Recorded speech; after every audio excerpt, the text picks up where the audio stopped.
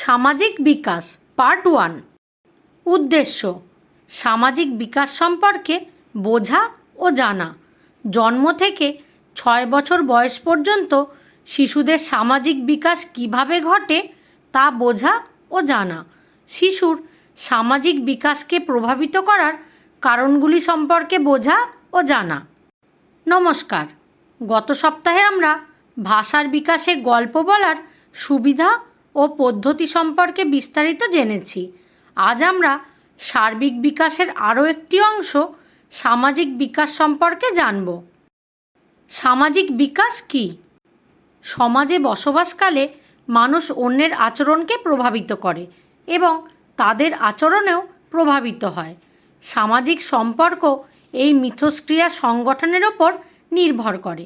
এই মিথস্ক্রিয়ায় আগ্রহ, অভিব্যক্তি, অভ্যাস ইত্যাদির গুরুত্ব রয়েছে। এই সব বিষয় সামাজিক বিকাশের অন্তর্ভুক্ত। যখন সামাজিক অবস্থা এমন হয় যে শিশু সহজেই সমাজের নিয়মনিষ্ঠা ও নৈতিক মানদণ্ড শিখে নেয়, তখনই বলা হয় তার মধ্যে সামাজিক বিকাশ ঘটেছে। অর্থাৎ সামাজিক বিকাশ হলো একটি শেখার প্রতিক্রিয়া, যার মধ্যে গোষ্ঠীর স্তর, ঐতিহ্য, ঐক্য, মিথস্ক্রিয়া এবং ঐতিহ্যগত সহযোগিতার বিকাশ জড়িত। আসুন জেনে নিই জন্ম থেকে 6 বছর বয়স পর্যন্ত শিশুদের সামাজিক বিকাশ কিভাবে ঘটে। 1 বছর বয়সে শিশুটি পরিবারের সদস্যদের সাথে যোগাযোগ শুরু করে। বড়রা কিছু বারণ করলে সেটা শোনে এবং অপরিচিতদের প্রতি ভয় ও অপছন্দ দেখায়। 2 বছর বয়সে শিশুটি পরিবারের সদস্যদের কাজে সাহায্য করতে শুরু করে। এইভাবে সে পরিবারের একজন সক্রিয় সদস্য হয়ে ওঠে। 3 বছর বয়সে শিশুটি অন্য শিশুদের সাথে খেলা শুরু করে।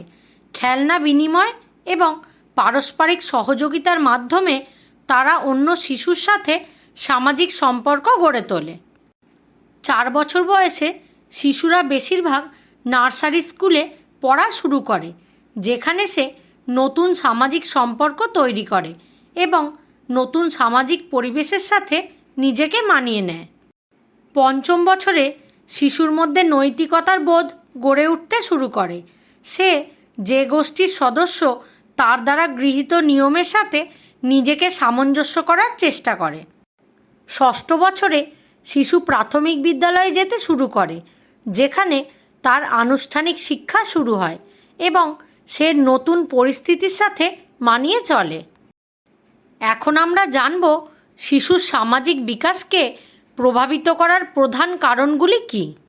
কিছু মনোবিজ্ঞানীর মতে বংশগতিও সামাজিক বিকাশের ওপর প্রভাব ফেলে। বংশগতি একজন ব্যক্তির শারীরিক ও মানসিক বিকাশের পাশাপাশি তার সামাজিক বিকাশকেও প্রভাবিত করে, কিন্তু কিছু মনোবিজ্ঞানী সামাজিক বিকাশে বংশগতির প্রভাবকে কিছু পরিমাণে বিবেচনা করেন। শারীরিক ও মানসিক বিকাশ।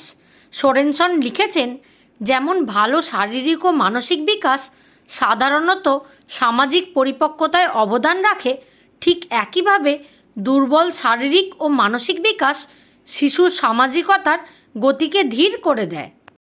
একটি রাগান্বিত এবং ঈর্ষান্বিত শিশু অন্যের ঘৃণার পাত্র হয়ে ওঠে। অন্যদিকে একটি খুশি এবং স্নেহযুক্ত শিশু সবাইকে আকর্ষণ করে। এবং ক্রো লিখেছেন, আবেগগত এবং সামাজিক বিকাশ একসাথে ঘটে। পরিবার হলো সেই জায়গা যেখানে শিশুর প্রথম সামাজিকীকরণ হয়। শিশুটি পরিবারের বড়দের আচরণ ও ব্যবহার যেমন হয় তা অনুকরণ করার চেষ্টা করে। বিদ্যালয়ের পরিবেশ বন্ধুত্বপূর্ণ ও স্বতন্ত্র হলে শিশুর সামাজিক বিকাশ ভালো হয়।